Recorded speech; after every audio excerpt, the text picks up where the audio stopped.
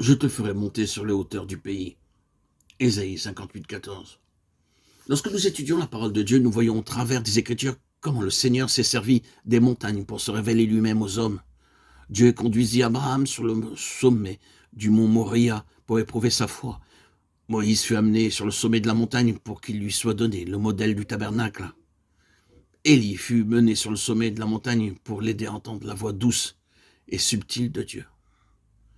Notre Seigneur lui-même fut transfiguré sur la montagne devant ses disciples, afin qu'ils puissent voir sa pleine gloire. Le meilleur miel, comme celui du Cachemire, provient des rochers élevés. L'huile tirée des rochers les plus durs est la meilleure. L'huile dont il est question ici n'est pas celle utilisée pour les voitures automobiles, mais pour celle qui est utilisée en cuisine. De même, les meilleures brebis se trouvent sur les hautes montagnes. Les meilleurs bovins se trouvent sur les montagnes élevées de Suisse, ainsi que le meilleur lait et le meilleur beurre. Le prophète Ésaïe nous révèle les détails de la naissance, de la mort et de la résurrection du Seigneur Jésus-Christ. Le livre d'Ésaïe est une description du salut sous différents aspects.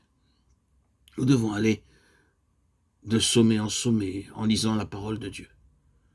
Alors que nous lisons le livre d'Ésaïe, des chapitres 24 à 66, c'est-à-dire environ 40 chapitres, nous avons une description des grands sommets du salut.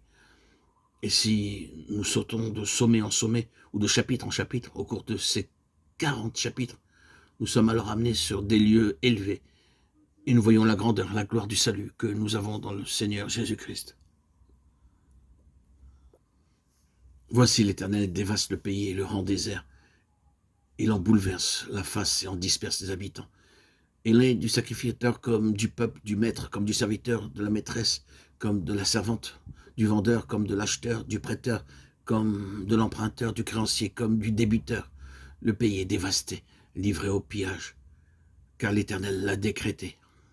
Ésaïe 24, 1 à 3. Oh l'Éternel, tu es mon Dieu. Je t'exalterai, je célébrerai ton nom, car tu as fait des choses merveilleuses.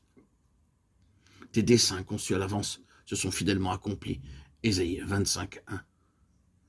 Le jugement va sans aucun doute venir sur la terre. Le Seigneur Jésus-Christ a pris sur lui le châtiment, afin de nous garder de la colère et du jugement à venir.